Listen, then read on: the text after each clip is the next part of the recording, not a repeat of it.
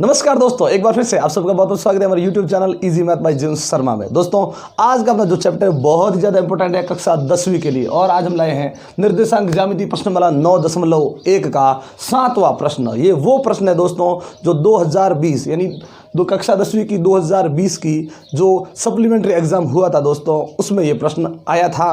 Same to same यही आया था, कोई संख्या चेंज नहीं थी। यानी ये प्रश्न बहुत ही ज़्यादा इंपॉर्टेंट है कक्षा 10वीं के लिए। तो चलिए बढ़ते हैं आज के इस चैप्टर की तरफ और मिलते हैं वीडियो के अंत में।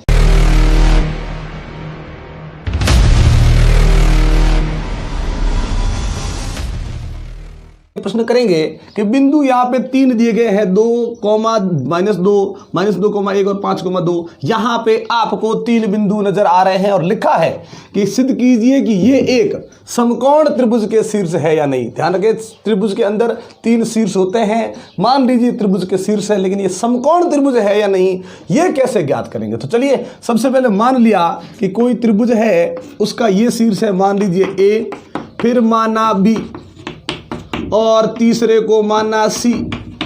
आपको ज़्यादा कुछ करने की ज़रूरत नहीं है, आपको यहाँ शीर्ष दिए गए हैं।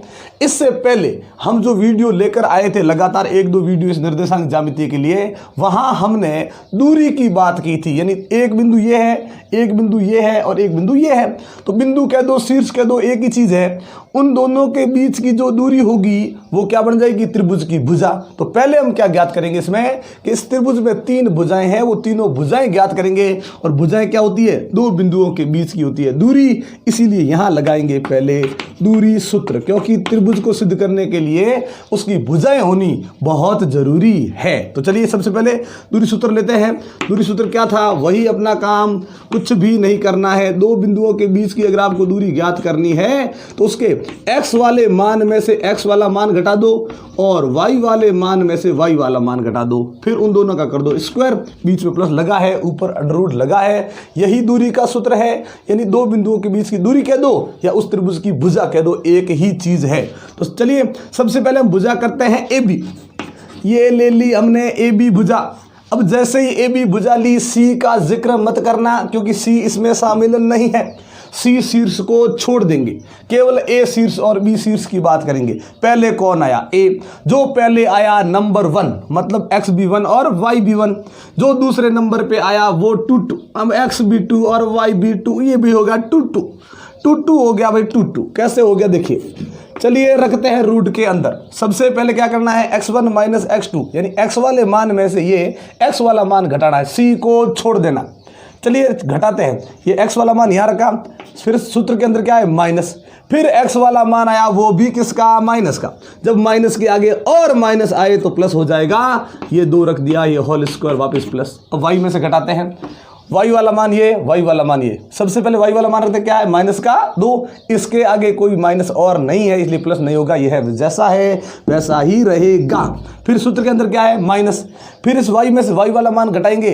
इसके अंदर और माइनस तो है नहीं, एक है तो एक लिख दिया, डबल माइनस हो जाते तो प्लस कर देते, नहीं है तो नहीं करेंगे होल स्क्वायर। अब आप कहोगे सर डबल माइनस ये हो गए ना, ऐसे नहीं भैया। जब माइनस आया उसके आगे कोई संख्या ना आकर सीधा ही माइनस आ गया तो डबल माइनस का प्लस बनता है, नहीं तो नहीं बनेगा।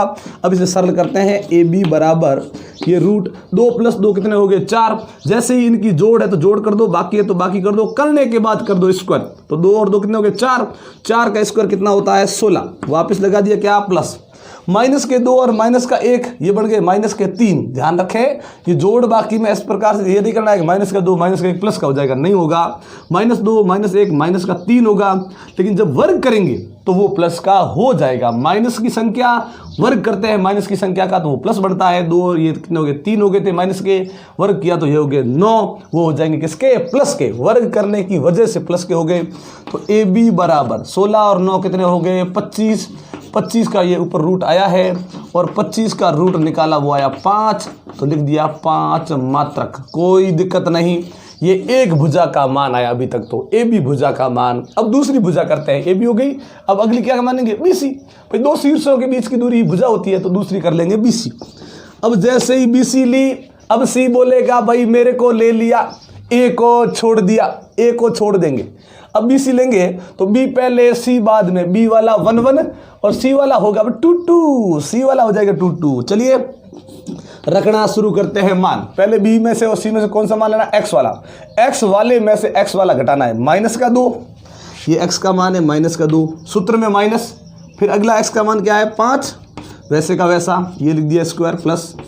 अब वाई वाले में से वाई वाला 1 माइनस 2, तो 1 माइनस 2 का होल स्क्वायर। आगे देखिए क्या आता है, माइनस 2 माइनस 5 कितने हो गए, माइनस के 7। जैसे ही माइनस 7 का स्क्वायर किया 49, 1 माइनस 2। अब देखिए दोनों, यहाँ पे देखिए दोनों ही माइनस के थे तो दोनों शामिल हो गए एक दूसरे के साथ, माइनस के 3 बन गए। एक किसका है, प्लस का, माइनस का कितना है 2। जब एक प्लस और एक माइनस हो तो जोड़ नहीं होगी, बाकी ही होगी। जो कम दिख रहा है उसको निकाल दें, ये कम दिख रहा है प्लस वाला निकल गया, इसमें से माइनस का बच गया 1। वर्ग करेंगे तो 1 का वर्ग 1 ही होगा और माइनस बन जाएगा प्लस। माइनस की संख्या का वर्ग करेंगे वो प्लस बन जाएगा।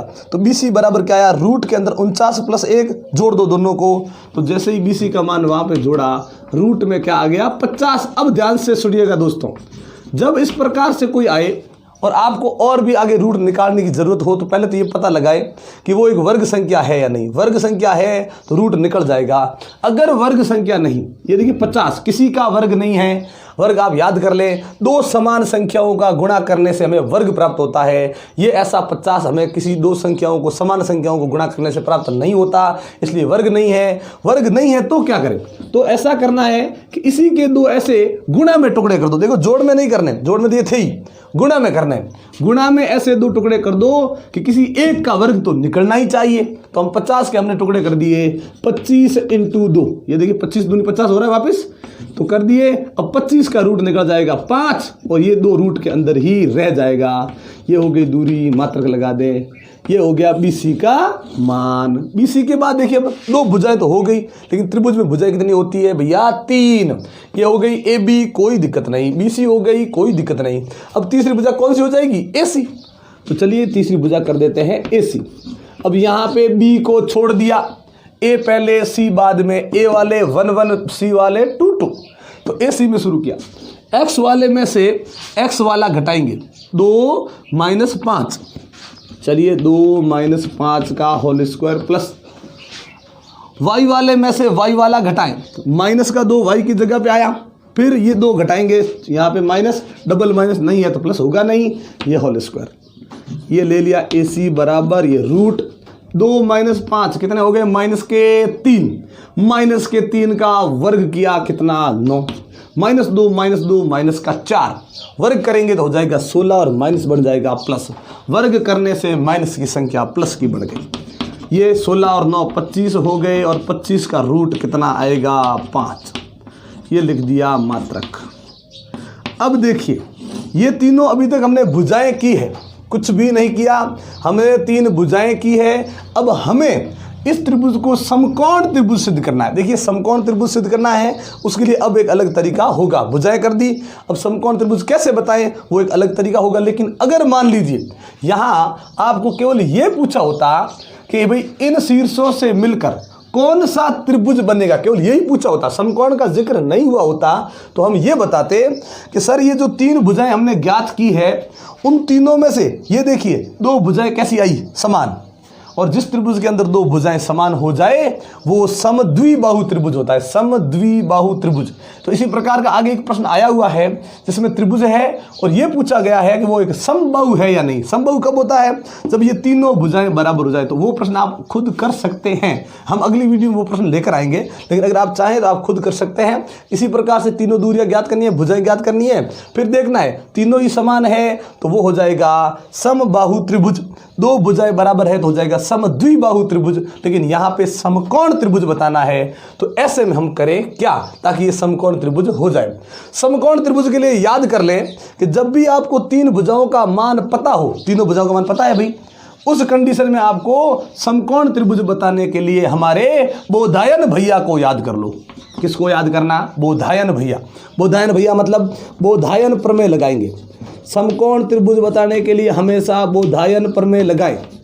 बोधायन प्रमेय आखिर क्या होता है भैया, कि सर बोधायन प्रमेय में यह होता है कि इन तीनों भुजाओं में से जो सबसे बड़ी भुजा है उसका वर्ग ध्यान रखें, ये पहले से समकोण त्रिभुज नहीं बताया गया है, हमें सिद्ध करना है। अगर पहले से समकोण त्रिभुज होता तो हम सीधा ही बोधायन प्रमेय ऐसे लगा देते, लेकिन अब यहाँ ऐसे नहीं लगाएंगे, क्योंकि अभी तक हमें पता ही नहीं है कि लंब कौन सा है, कर्ण कौन सा है, आधार कौन सा है। क्योंकि लंब कर्ण आधार कब होते हैं? जब वो समकोण त्रिभुज पहले से होता है।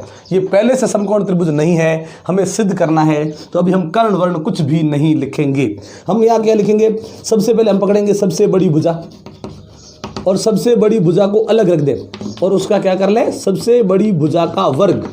अब जैसे ही सबसे बड़ी भुजा आई, उसका वर्ग करेंगे। ये आया 5√2 और उसका क्या करेंगे? वर्ग। अब आप खुद देखिएगा, ये जो आया वो कैसे आया? रूट निकालने से आया। अब उसी रूट का वापस वर्ग करेंगे तो क्या आ जाएगा? 50। अब आपको सर ये कैसे हो गया? आप खुद सोचो, ये स्क्वायर करोगे, 5 का स्क्वायर कितना हो जाएगा? 25। √2 का स्क्वायर कितना हो जाएगा? 2। ध्यान रखें, रूट वाली संख्या में स्क्वायर है तो रूट कट जाता है, तो 2 आएगा। ये 25 बनेगा, ये 2 बनेगा, 25 दूनी कितने हो गए? 50। तो 50 आ गया। ये है सबसे बड़ी भुजा का वर्ग। सबसे बड़ी जो भुजा उसे अलग करेंगे, उसका वर्ग कर देंगे। फिर क्या करेंगे? शेष भुजाओं के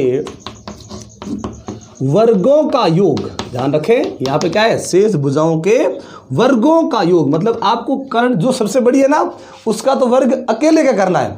शेष दो जो छोटी छोटी है, उनका वर्ग करके जोड़ना है। यहाँ चलिए, पहली ये आ गई, वर्ग किया 5 का स्क्वायर वापिस प्लस। दूसरी जो आई उसका भी कर दे स्क्वायर। ये नहीं है कि दोनों ही समान आनी चाहिए, समकोण ये नहीं कहता। लेकिन ध्यान रखें, ये जो बात हो रही है वो आपको सही से करनी है। या 5 हो या 4 हो, 3 हो, कोई फर्क नहीं पड़ता, जो है वो लिखेंगे।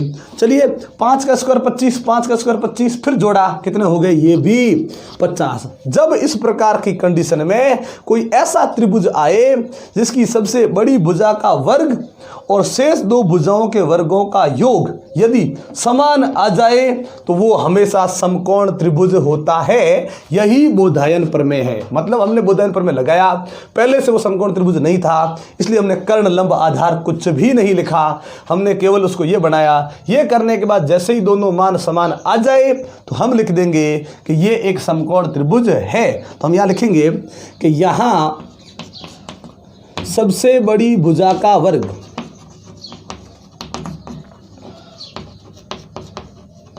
सबसे बड़ी भुजा का वर्ग शेष दो भुजाओं के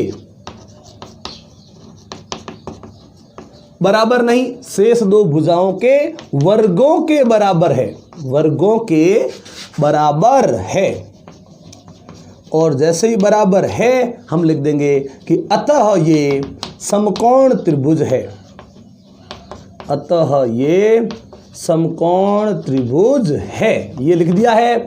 और ये लिखने के बाद यहाँ लिख देंगे इति सिद्धम, पीछे लिख दें अंत में इति सिद्धम, क्योंकि हमने सिद्ध कर दिया इस प्रश्न को, तो ये हो गया इति सिद्धम। कुछ भी नहीं करना है ज़्यादा। त्रिभुज आया, उसके 3 शीर्ष आए, तीनों शीर्षों को पकड़कर उसकी एक एक भुजा आराम से ज्ञात कर लें। फिर समकोण त्रिभुज के बारे में पूछा है, इसलिए हमने बोधायन प्रमेय का प्रयोग किया। सबसे बड़ी भुजा का वर्ग अलग करें, शेष दो भुजाएं उनका वर्ग अलग से करके जोड़ लें।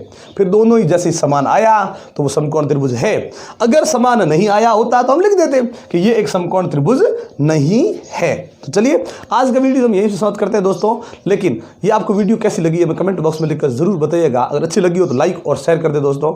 एक बार आप सबका बहुत बहुत धन्यवाद हमारे चैनल को सब्सक्राइब करने के लिए और हमारे वीडियोस को लगातार देखने के लिए। लेकिन अगर आप हमारे चैनल पर नए हैं और हमारे इस वीडियो को आप पहली बार देख रहे हैं दोस्तों, तो हमारे चैनल को सब्सक्राइब करना मत भूलिएगा और बेल आइकन जरूर दबाइएगा, ताकि जब भी इस प्रकार के इंटरेस्टिंग वीडियो हम आपके लिए लेकर आएँ, नोटिफिकेशन आपको मिलती रहे। तो इसी प्रकार के इंटरेस्टिंग वीडियो देखने के लिए जुड़े रहे हमारे साथ। तब तक के लिए नमस्कार, जय हिंद, जय भारत।